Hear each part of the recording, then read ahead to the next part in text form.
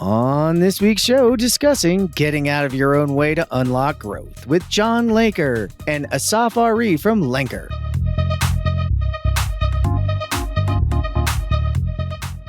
All right, I'm back and I'm solo today. That's right, I'm in charge. I can do what I want to do. And I met these two gentlemen and wanted to bring them on the show. And I thought, well, 4 voices is too many, so 3 is what we're going to do. So I'm outnumbered today and I'm just looking forward to it. John, welcome to the show, man. It's good to have you. Thanks for having me on. Where are you coming at us from today? I am in the beautiful Twin Cities metro area, looking out at a blue sky and just loving this weather. A little bit dry, but Minneapolis is a beautiful city with lots of lakes, lots of arts, lots of culture, great food, and I'm loving being here. It's a best time of year, right? It's the best time of year to be there, isn't it? Yeah, we just kicked off a lake season after Memorial Day. Everybody's going out there on those boats and having a good time. I'm not quite in shape yet to be out there in a swimming suit, but I'm working on it. Hey, we'll give ourselves some time. It sounds like too, you guys aren't getting the smoke from the wildfires. It hasn't made it to you guys yet. Not me. Not me. People keep talking about it, but I haven't seen it. And you might have heard another voice in there. That's right. Assaf, how are you, man? Where are you coming to us from? I'm right in downtown Minneapolis, looking at the US Bank Stadium right there, the Viking Stadium.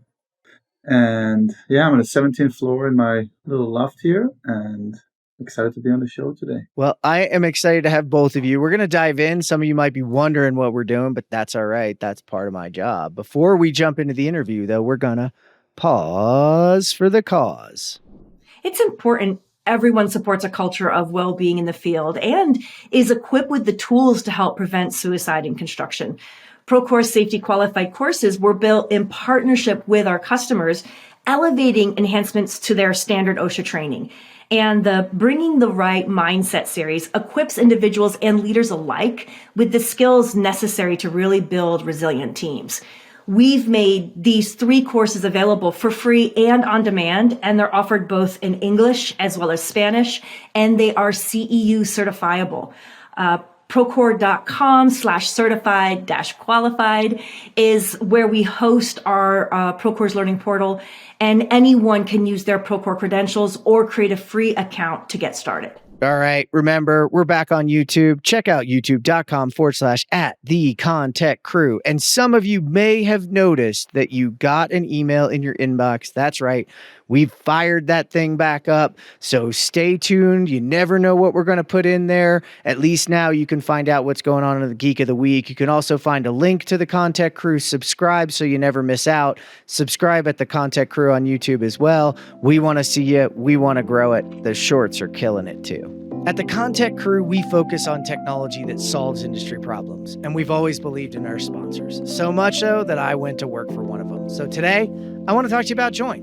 Every construction project is a unique prototype, and it's actually shaped by thousands of decisions that impact the owner's business case, design, and the budget.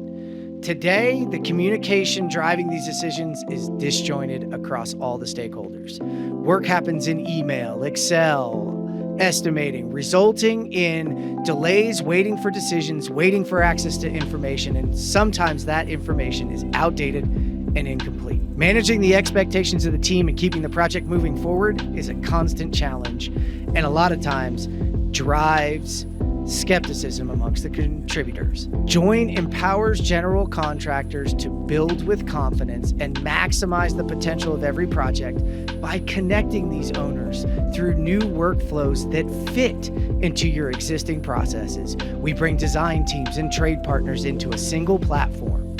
There's transparency and collaboration in the decision-making, which builds trusts and sets projects up for success. You might be asking yourself, do you need another tool?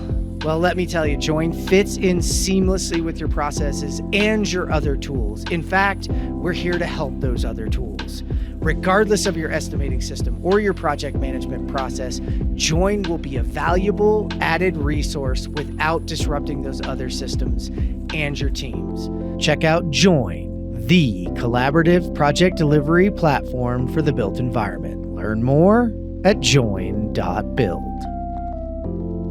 All right, we are back, and I have 2 folks with me today, John Lenker and Assaf Arrie.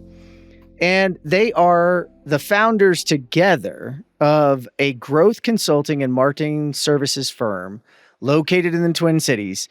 And it's kind of neat. They got a variety of a client base, but we connected because they have a bunch of construction clients as well. So before we dive into what does that all mean, because guys, when I sat down with them, there was some really interesting stuff that I've always been talking about. But let's just be honest, I don't have the chops necessarily to put the words to it. So these two gentlemen do. But before we do, you got a little history of how this came together. John, tell a little bit about how you and Assaf connected and kind of how you got to where you are today. Well, Assaf and I met in a business meeting around coming in, the potential of Lenker coming in to help with kind of resetting a struggling concrete contractor. They had a pretty large business that was completely commercial in nature. And, they had, won't go into any details, but there were some things that kind of derailed that as a business. And they were looking at how can we go forward in a new way with a new name, a new brand, with more of a focus on residential. And Assaf and his family had a reputation for being very successful in the trades and helping businesses grow pretty massively. And so they were brought in to kind of reset this company. And I met Assaf because he and his family were interviewing marketing partners. And so the first time I met Assaf, I was sitting across from in a conference room, and he was interviewing me for to be his marketing partner.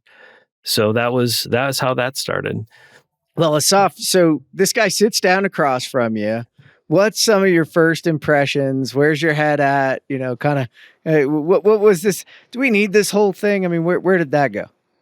So interestingly enough, I just came in from Israel at the time, and straight out of school, straight out of college, right? Business major in business and accounting, practiced accounting for a few years, and at the time, I saw this character in front of me, and I'm not sure if we need to spend all this money when we're trying to, fix a failing business. That was my first thought at the time. Yeah, it was a couple months, I think, John, going back and forth, and we had multiple interviews because we were interviewing a few other vendors as well, and we got referred to him by someone we know.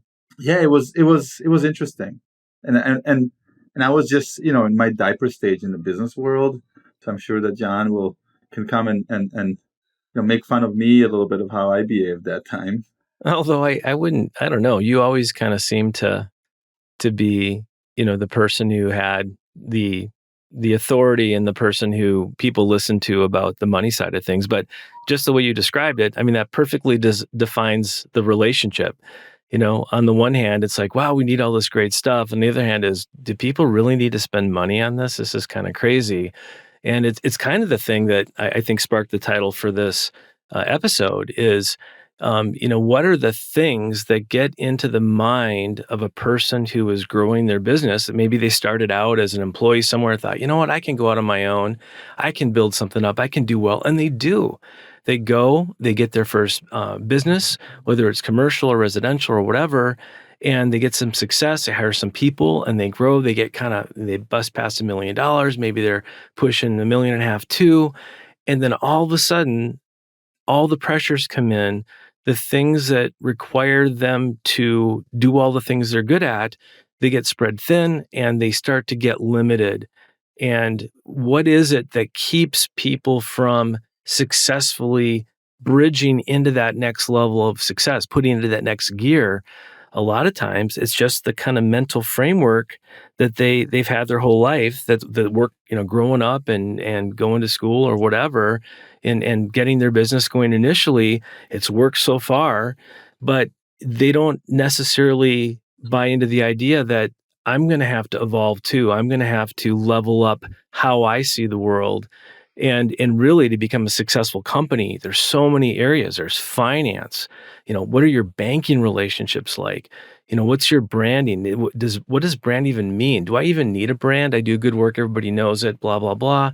How should I spend money? to grow? What equipment and tools should I be investing in?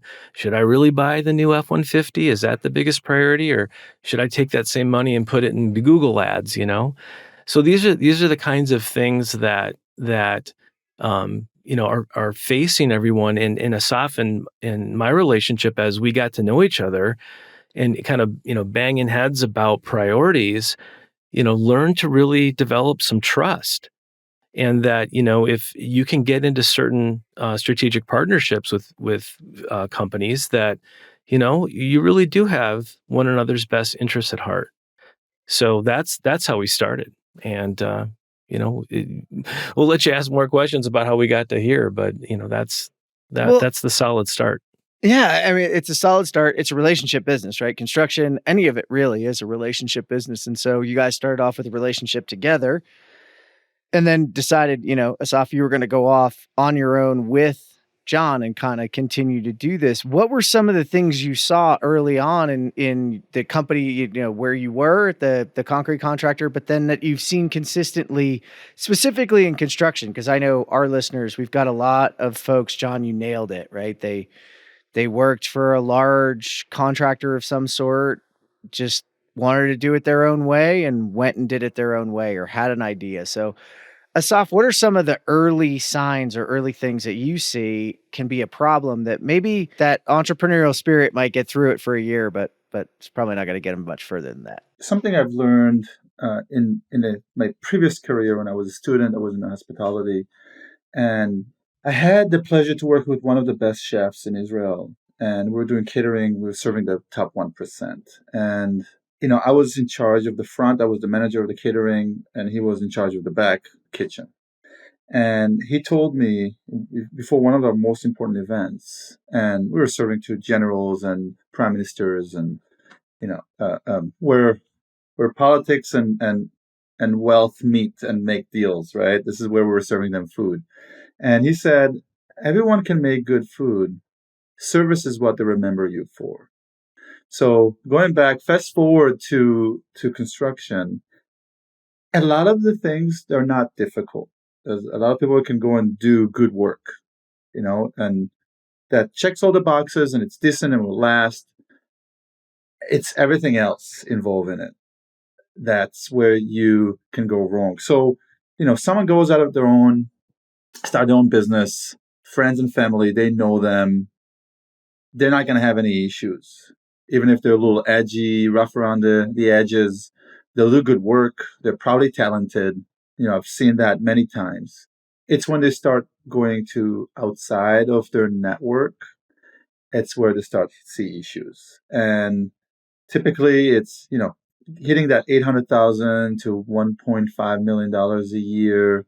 It's when you start to be a real business. Up until that point, you're kind of chucking a truck, right?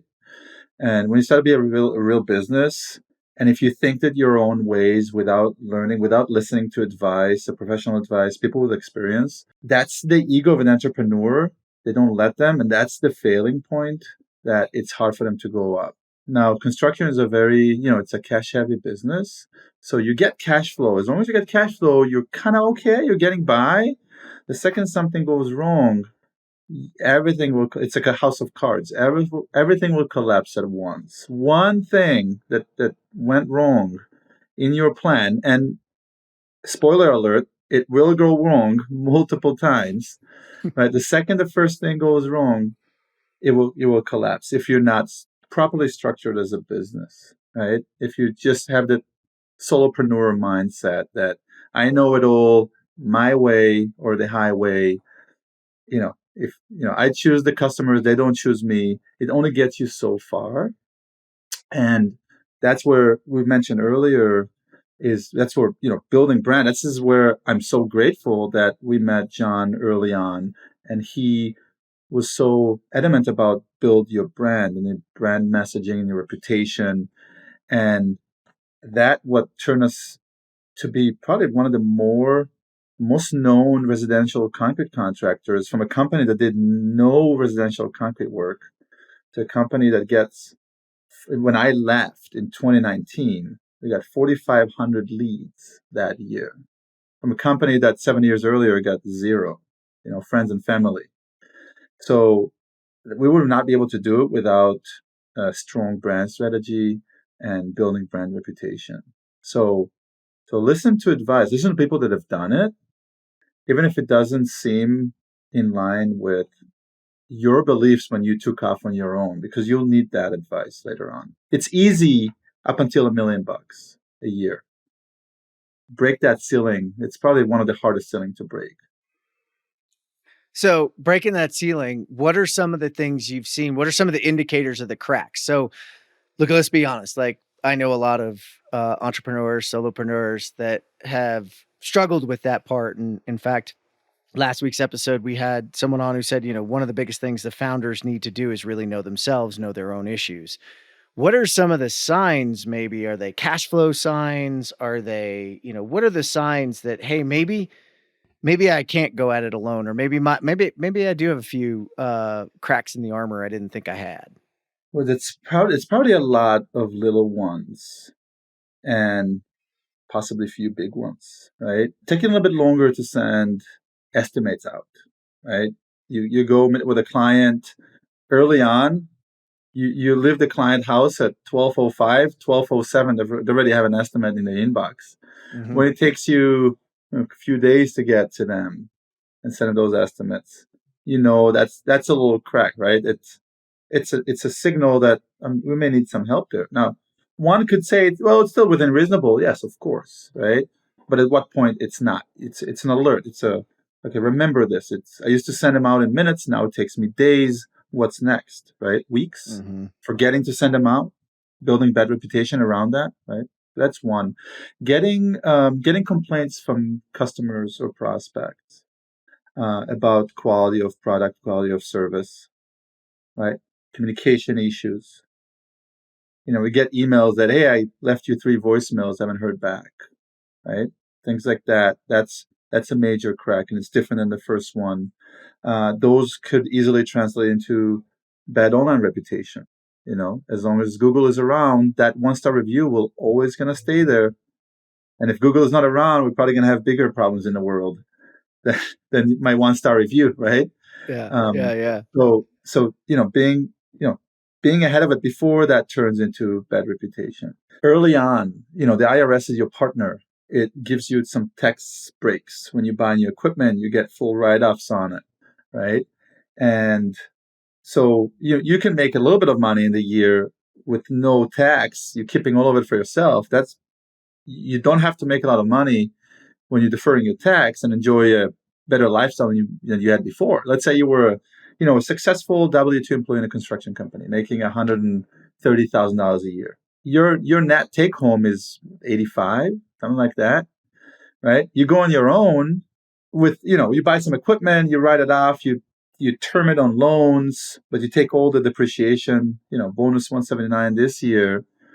You're living the high life. You can make 110,000, which is less than your W-2, and your take home is higher, right? You take the entire 110,000 home.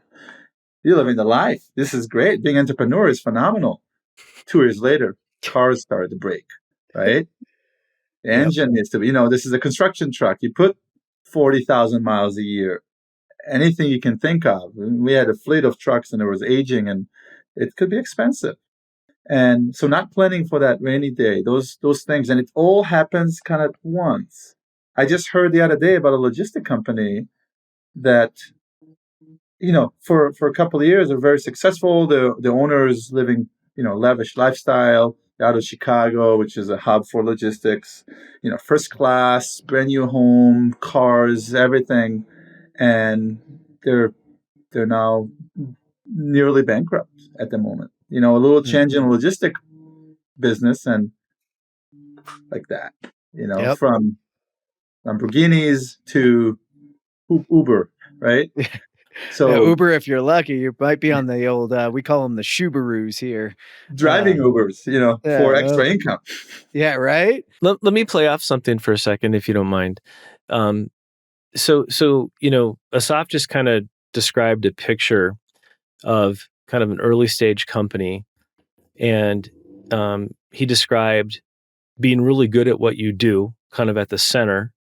And then all these other things that go around it, you're pretty good at when there's just, you and a few clients and whatever, a few customers. But then as it grows, things start to kind of, fray at the edges and whatever.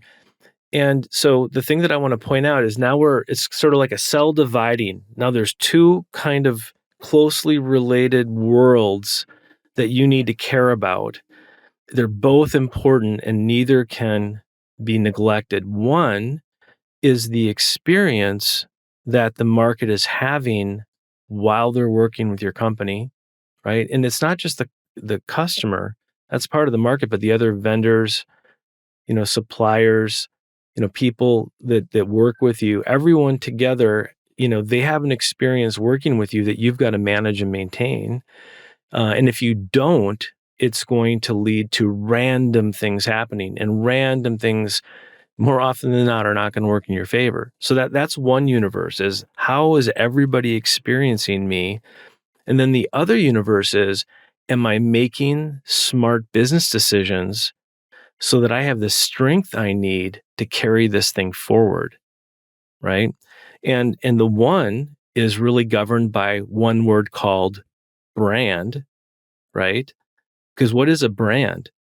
It's what people think about you and your business. That's what your brand is, what people think about you, what they believe about you. That's what a brand is. And a lot of smaller businesses, they don't think branding is important. Well, we're too small to worry about branding and whatever. I designed the logo the day I started this business and it's still good enough now. They think their brand is a logo, versus if they really think about it, your reputation, what people think about you, um, are they even aware of your existence? Those things are all kind of part of brand. The other label is business plan. It's the approach to fully leveraging your potential as a business. And both of those things, are now in your reality, and neither, it's like having twins. You can't like feed one baby one day and feed the other baby the next. You have to feed them both every day for them to grow and to thrive. So I kind of wanted to put that framework out there about, your responsibility. And by the way, this isn't just affecting businesses that are just starting out and going through that ceiling into, $1, $2, $3 million. We have clients that are multi-billion dollar organizations, or just under $1 billion, or several $100 million. And the same kinds of stumbling blocks of the mind can still get in the way to prevent making sound business decisions going forward. So it's kind of an equal opportunity for any size of a business. The contractor that Assaf was a part owner in, before he left and joined Lenker, I think they were doing, over 14 million in annual revenue when we left. I know they've grown since then. So, I just kind of wanted to put that picture out there. These two twin babies, you got to feed both of them. One's about branding, one's about business planning, and everything has got to be nurtured every day. And that's a lot of work, especially for somebody who either came out and started their own, or you said this, you hit ceilings along the way. And there are, especially depending on what type of contractor you are, you might be a residential contractor that eventually moves up, trade partner into, more commercial work, especially, markets change. Assaf, you said it, and I was on a Construction Dorks podcast recently where we had a large mechanical contractor. And originally, when they were founded in 1997, they did one type of work. And the owner said, this is dangerous, because I think it was semiconductor work. And if that semiconductor work ever goes away, we're all done. So yes, we got to be happy we have this, but we got to grow.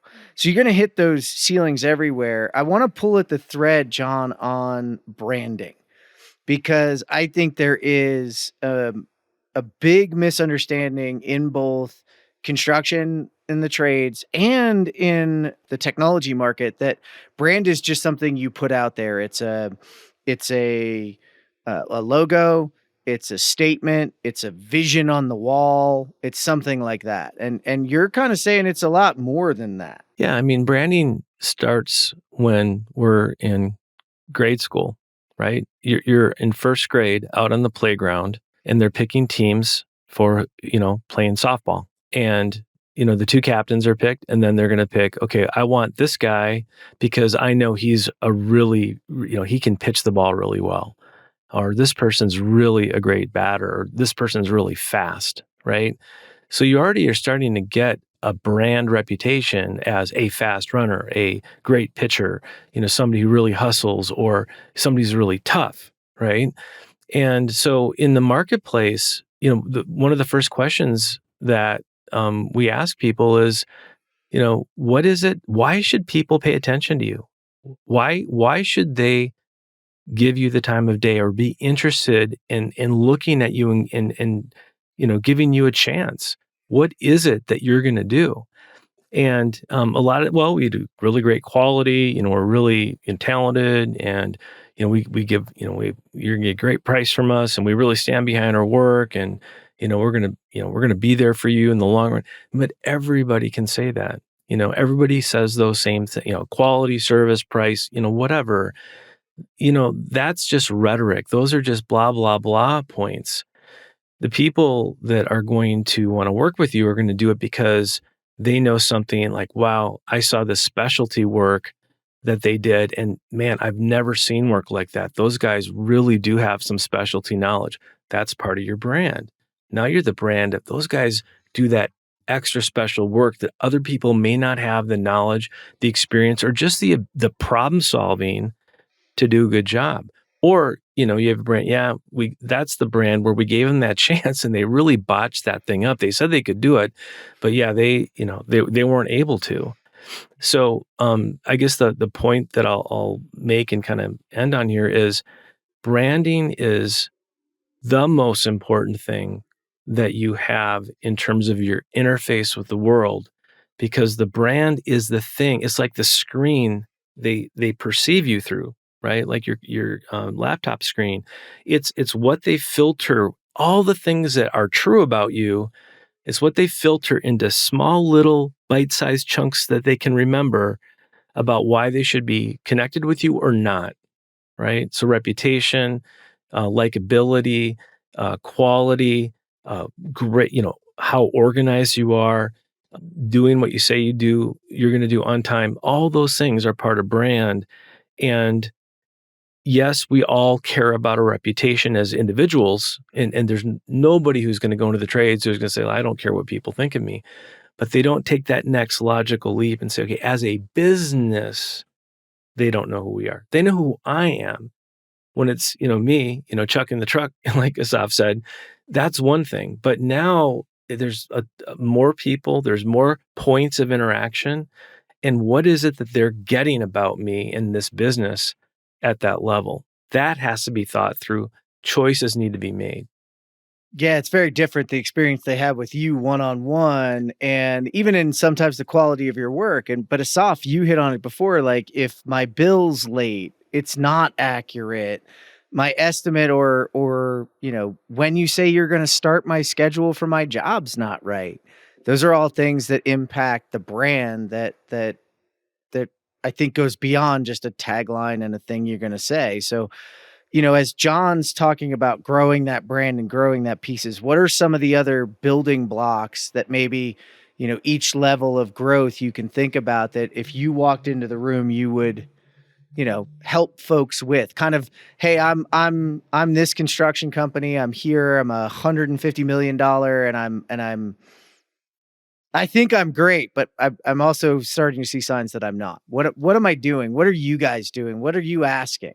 So looking at, $150 million company, it's obviously a well-established company at that point.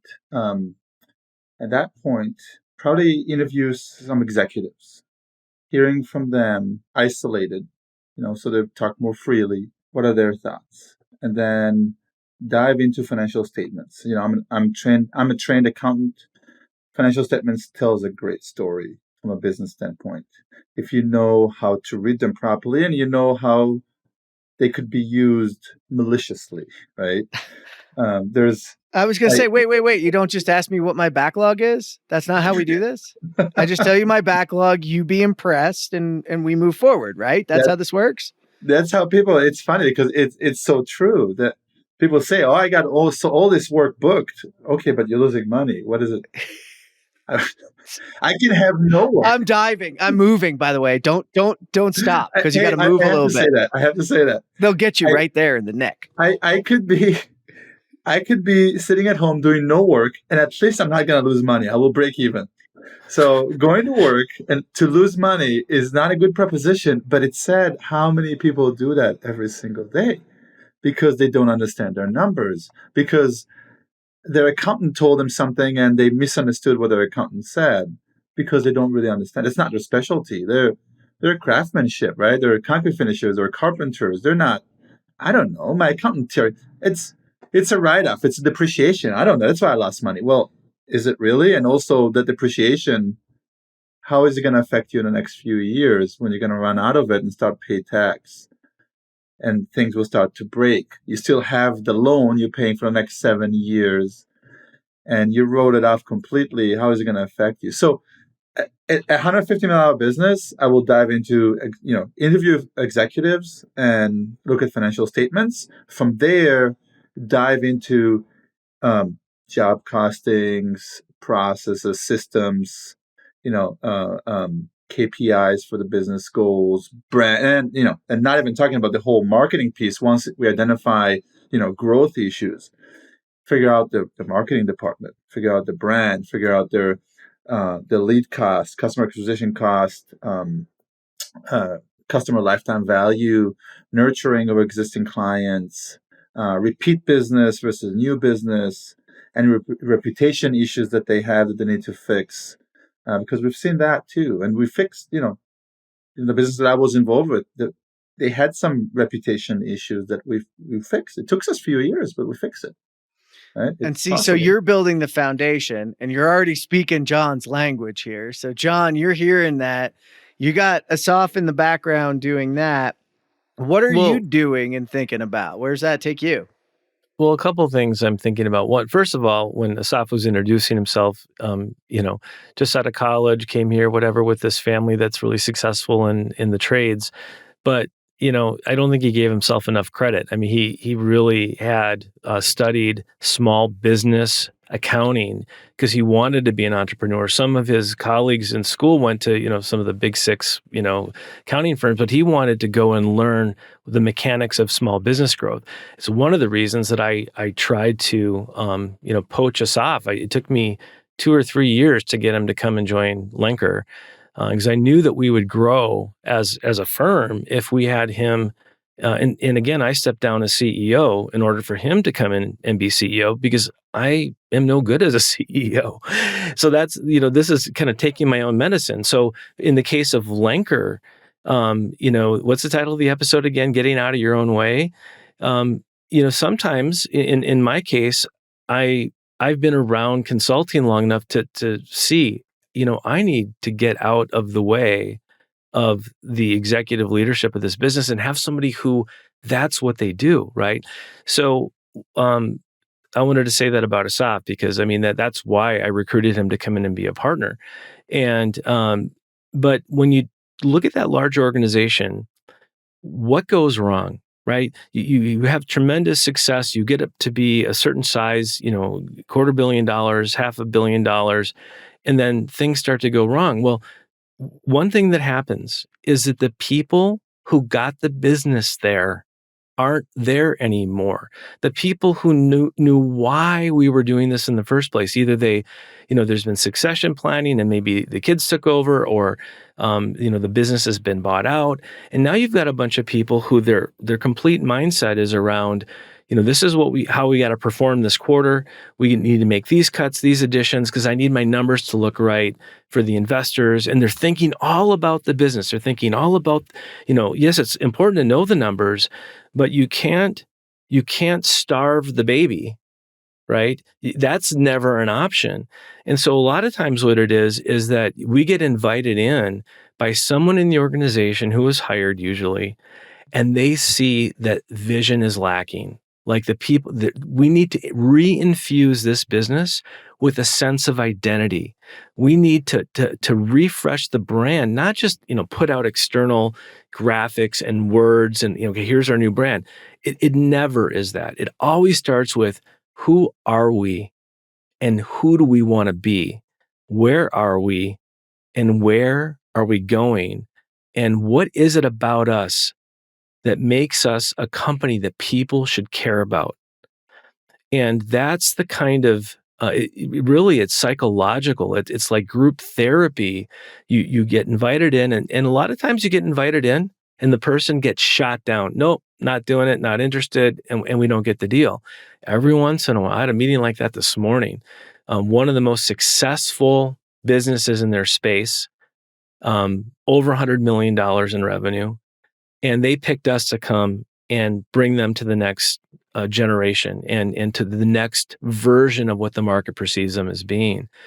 And that was a situation where everything lined up. Every person inside cared more about the impact the organization is going to have on the world than they cared about their own position, how much they were going to make that quarter, or what other people thought of them.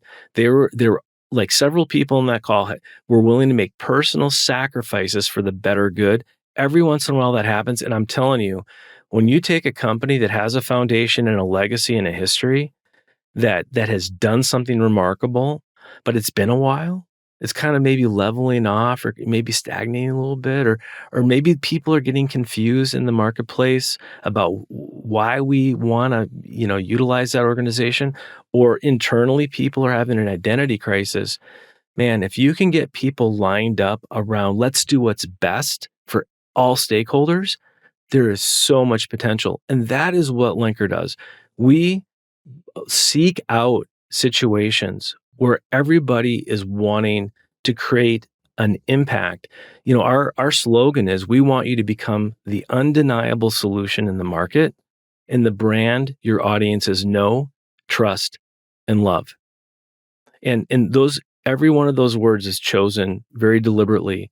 And that is exactly our mission. We want, and by the way, you can't do it when everything is junk. You can't do it if the product is crap, or what you're delivering is crap, and the reputation is crap, and the people's values internally are crap. You just can't do it. We wouldn't do it. You couldn't give us enough money to make up false stories to try to promote some crappy company. We would just never do it. We'd all rather die, literally. And because you when we go into an account, we give so much of ourselves from internally that it would become toxic. You're taking, you're breathing in the same room, you're breathing in and out, you're taking in one another's energy and essence. And so, to me, if you're listening to this program and, maybe you're starting out and you're wanting to make the smartest decisions. We have one client that is in the tree services business. And they went from, under their first million to several million within a couple of years because of really great talent, some key differentiators that made them a little unique. The guy who started it had an engineering background, so we really played that up. There's a lot of advantages to working with an engineer, especially big, municipalities and big, large land projects. You need somebody who can read plans. When you take someone who's willing to listen and be smart and look at the business plan and look at the growth plan and look at the branding and really care about it, they can go north really fast. And if you take that same mentality of a person in a department of a larger organization who's willing to spearhead and take the risks and kind of shed the blood to revitalize, maybe it's a family business that's kind of stagnated or something else. There is so much potential. There's so much that's possible. And that's what we're seeking. We're seeking people that are ready for that transformation. It's the reason the butterfly is our symbol, because it's all about, it's not just about transforming, but I love the picture of a butterfly emerging from a cocoon. Its wings slowly unfold. Its wings slowly fill with blood, and it becomes ready to take flight. And creating that process of transformation and the incubation period, and then letting it kind of emerge and take flight, that's what we're here to do. And I want to peel that apart a little bit, because I know folks listening are like, okay, well, I want to grow my brand. I want to do that. I'm going to just, take out some ads in my local newspaper, I'll hire somebody, maybe they update a few things for me. You're talking about going beyond that. You're actually looking at focusing on, and Asaf, you hit this earlier, on systems themselves, right? Like you got to have back end systems that run your accounting, run your fleets, and you've now got to modernize what you're doing in marketing too, don't you? Yeah, absolutely. Maybe it would help to kind of give a little framework of brand, right? This is something that I think is proven to be useful with people who've heard it. Um, when when you know that a brand is the interface through which people form their idea of who you are and why they want to choose you or believe in you, you have to think about it this way. Usually, when people first encounter you, they're either going to see your symbol, your logo, or they're going to hear your company name, right? And so when they see that symbol or they hear that name, it should it should communicate something about why you're differentiated. There should be something there. Now, in the case of us, Lenker, it's like, well, that's your last name. We wouldn't have kept it though. It's a German word and it means something very specific. The masculine form, it means handlebars or steering wheel. And we create marketing plans that help you steer your business. So it means something. The feminine form means pilot, driver, or guide. And we don't just give you a plan and say, see ya, good luck with it. We are on an expedition with you. We're out there blazing the trail. We got the machetes in our hands. We're cutting down the vegetation. When we work with you on a plan, we are also knowing that we're going to have to live with that too as we go forward. It's got to succeed, right? So that's what our name communicates, the butterfly of the transformation. But the next piece of information is a lot of times a tagline, right? Or a slogan. And I already gave you ours. We want to help you become the undeniable solution in the market and the brand your audiences know, trust, and love. That gives you the next level of differentiation, right? Being undeniable means when people learn the truth about you, they'd be like, of course I'm going to go with them. I'd be stupid not to go with them. It's undeniable, right? So your logo, your name should communicate something. The tagline or the slogan is the next level of the value proposition.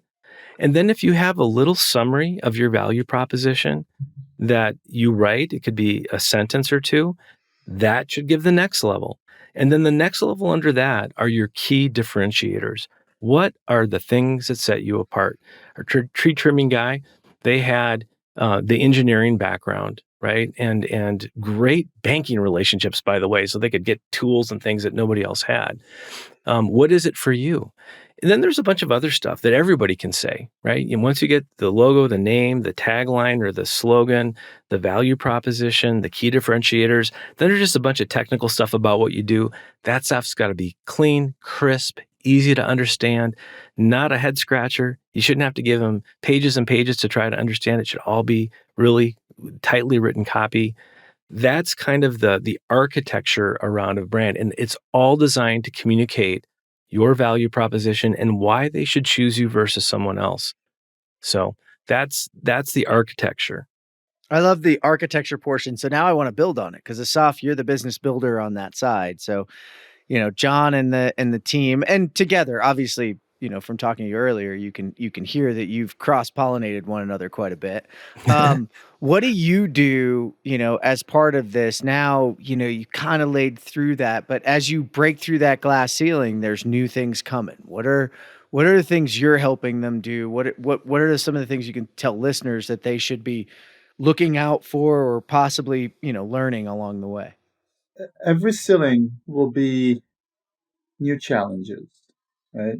Every type of ceiling will be new challenges.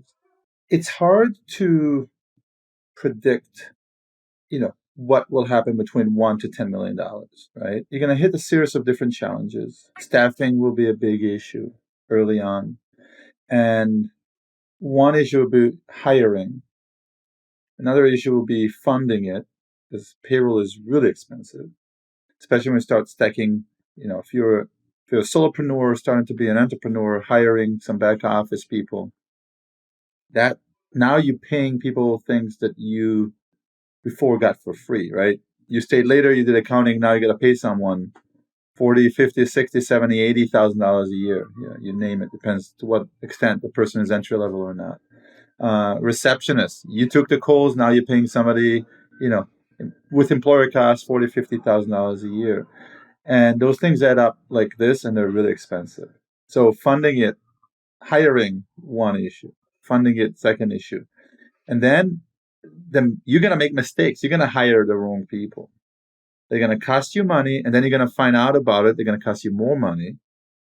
And then they're going to argue with you. They're going to fight with you. Maybe, maybe not, but they still cost you money. Now you got to hire. So they created a whole bunch of issues for you. So that's early on, that set of issues.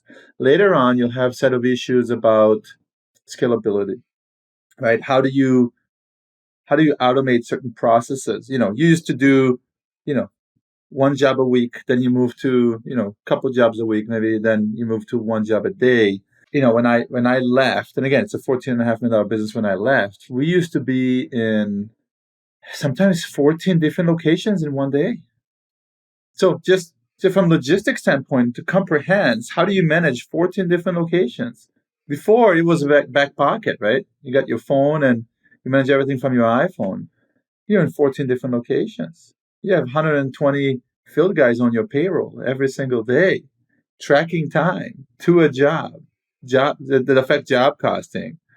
14 Menards cards and 14 American Expresses out there purchasing, thousands of dollars a day. How do you track that? So scale between this to that, and we're only talking about a $15 million business, $20 million business. As you grow up to a $100 million business, those issues, become, larger and larger and larger. So just understanding. So where we come and the values that we bring in is wherever the timestamp that we join, trying to understand the status quo. Where are things at today? Not necessarily where it should be, not where have you been a year ago. What's the stoic mind of today? Where are you at right now? What's working? What's not working? The way that we work, we're able to identify a lot more than just marketing, because we can look throughout the entire business. And we can help you put a plan, and it's driven from a pro forma typically. And a pro forma will have the drivers built in, and we break down to strategies, 3-5 year strategies, and then 12 months technical plans. Some things we can help, some things we can't, but we can help you identify what are those elements, and we can help from a consulting standpoint, but not from our services standpoint, right? But really build a plan, understanding where you're at, the current challenge. Make sure you know what the real challenge is. I'll give you an example. We still have a client, and it's a small builder, and starting up, pretty cool brand, good traction right at the get-go. And when it came to scale his marketing to support the growth, he's like, hey, I can't scale. I'm not making any money. And my first reaction is, being a blunt Israeli, is you're getting the leads, you're getting the work. If you cannot afford us, it's because you have a problem somewhere else. Let us help. Get us in. Let us help. Let me see, because you probably have issue in bidding. And then, as I said that, he said, yeah, there's some jobs that went sideways and we'll make money on. So in my mind, it's like, you don't have a marketing problem, my friend. You've got either an estimating problem or an execution problem. But even that alone, I don't know still what it is. You maybe have perfect execution, but your estimating is weak. Or you may have great estimating and your execution is weak, right? And it could be that both are weak. Definitely not both are strong, right? But diving in, it's in my head is very simple. Business is a set of gears, and they all work together. In fact, I got a set of gears on my fridge that my 3-year-old is playing with, and now my 6-month-old is playing with. And you see one turning so many other ones, right? And the business is like that. You're constantly adding new gears, and as you expand, they have to work in harmony, right? They can't turn against themselves. They have to turn together, right? And in the same speed. Some are bigger, some are smaller. Speed may be deceiving, but essentially they're turning in the same speed, right? Depends where you measure, in the center or on the outside. I'm not going to go into mathematics right now. But No, we'll lose everybody if we do that one. yeah, if we haven't already, because of me going on a speech here. But yeah, is really understanding which one of those gears is not functioning, which one is working against you, which ones are working great, and then have a plan that is looking forward enough through multiple ceilings that your plan is to smoothly go through them. And yes, the business will do this. It's very natural. There's nothing, everything that goes like that will go drop, right? So, it's controlled growth. You have nice run and you have a little breather. Okay, let's take a deep breath. It was a quick run. We had some issues. This is fixing, and now we're ready for another run. Even the stock market behave like this, right? It takes a run and it takes a step back. Get you reorganize, layoffs, recession, mini recession, whatever you want to call it, bubble, and then ready for another run. Same as you grow. You're going to have a run. It's going to be successful. You're going to get to the limit of your systems, and it's going to start hurting you. You're going to have a drop, and then that drop is reorganizing, identifying it, seeing it early enough, and then rebuilding for another run. Those are essentially the ceilings, right? Yeah. Those are the ceilings. Those are the ceilings you hit. And John, I think we talked about this earlier, right? Far too many construction companies in particular are chasing that last loss. And we see that consistently. Instead of just seeing it as Assaf's talking about as a set of gears, that you're just adding new gears to it and they need to turn. And I think we're constantly seeing that chasing. And before we had you guys on, that's what we talked about, is that we can't do that. How do you guide some folks? I mean, because Assaf can show you, and you said it yourself, you got that little blunt Israeli to you. John seems like the softer one who might be like, okay, we're gonna, this is how we're gonna address this and look at this. What are some of the final pieces there as we wrap it up that you help them to not just chase that next downturn or chase that next loss? Well, I think Assaf and I take turns playing the bad cop role in different contexts. I want to say one thing about the gear analogy. I think there are three kinds of gears in the mechanism, three categories. One is a gear that's working well. One is a gear that's not working well, and you know it. And one is a gear that's not working well, and you're lying to yourself about it. And at any given moment in your journey through, running a business, there is always, no matter what situation you're in, there's always the smartest thing you could do in that moment. There's always the smartest thing. And the likelihood that a person on their own, just from a statistical standpoint, is going to have the self-awareness and the breadth of knowledge, 360 degrees, to make those smartest decisions, it's very rare that a person will have that. And one of the most important things is, identifying what is the smartest thing you should be doing right now, and what is the lie that you're holding on to, you're not willing to let go of for whatever reason, whether it's ego, whether it's some other reason. So I just wanted to kind of put my 2 cents in on the gear analogy. And I would say that where I play bad cop is a lot of times when we're engaging with new potential clients. And one of the first things I ask, there's nothing touchy or feely about it. I say, I'm going to ask you these three questions. Why this? Why now? And why you? Right? Why this? Why now? You're wanting to do this and grow this thing, whatever it is. Why is this the thing you should be doing and investing your resources in? Why is now the right time to get into the game? Because a lot of times people come in at the wrong time, either too early or too late. And why are you the one to exploit this market opportunity? Why are you the one to do it? And if they don't have good answers to those three questions, there needs to be a conversation about whether, are you ready? Are you prepared to do what's necessary to put things into that smartest form they can be right now? And one of the things that, you say, well, gosh, guys, how could you possibly work with a company that's doing hundreds of millions of dollars or billions of dollars, and we are, right down to people who are just starting out? How does it even make any sense? Well, the reason is because in every scenario, there is a set of things that you should be doing that we can quickly assess. And when we come up with a marketing plan or a game plan for your business, a business plan, the strategic plan, it's going to be based on what you actually have to work with, not some theoretical, well, if you had $1 million, you could do this or that. It's going to be based on here's what you actually have. And from my side of it, it's going to be here's this thing that is going to make the biggest impact on how the market perceives you right now. And on a soft side, he's going to see here are the biggest things that you can do that are going to take the risk to de-risk this as much as possible, so that anything that's going to prevent you from succeeding, as much of it as possible is going to go away. And both of those things together need to work in harmony. Again, feeding the two babies, the two twins, so that they work, they grow up together. One of the things that's so sad is so many people put everything they have on the line to try their vision, their idea.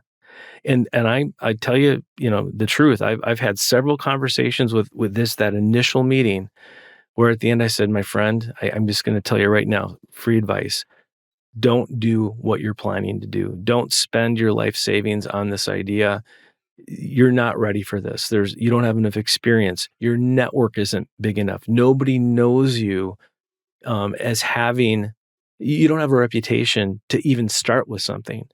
That's the hardest thing you can do. But, in most situations, and ideally, you meet somebody who's got a lot of really great things going on. They just need a break. And the break they need is they need to break away from the things that are holding them back. Yep. And that's where we come in. We're going to help them break away from the things that are holding them back. And we're going to kind of graft in the things that are going to, move them forward very quickly. Well, and that's a great way to wrap it up, because I think the folks listening are, especially my solopreneurs, my entrepreneurs, those folks that are growing it. You hit on two major things. Look, you want to grow your business, but man, is it risky, and de-risking it at the same time is a nice balance. We talk about that when it comes to construction projects. We talk about it when it comes to construction businesses, and that is a key. So before I let everybody go, if you are listening in and you want to catch up with what Lenker and the team is doing, just check out lenker.com/CTC, and they've got a little special stuff out there for you guys, and check them out. And just think about the things that they said. They're not the only ones in this world. There's lots of people out there, and they're really guiding you down the world. I'm sure they'd tell you they can't bite off everything out in the world. So I appreciated both of you two joining us. Assaf, thanks so much for taking the time to sit down and have a little chat with me today. Appreciate that, Jeff. Thank you so much. Well, it's been a lot of fun. John, thanks for hitting me up and starting the conversations, and then being willing to come on and talk for a little bit on the show. Thank you, Jeff. It was a pleasure. It's definitely our pleasure. Everybody, thank you for tuning in today to geek out for our interview with John Lenker and Assaf Arrie. To read all our news stories, learn more about our guests, subscribe to our emailer, and to listen to this show, visit thecontechcrew.com. This is the ConTech Crew signing out. Until next time, enjoy the ride and geek out.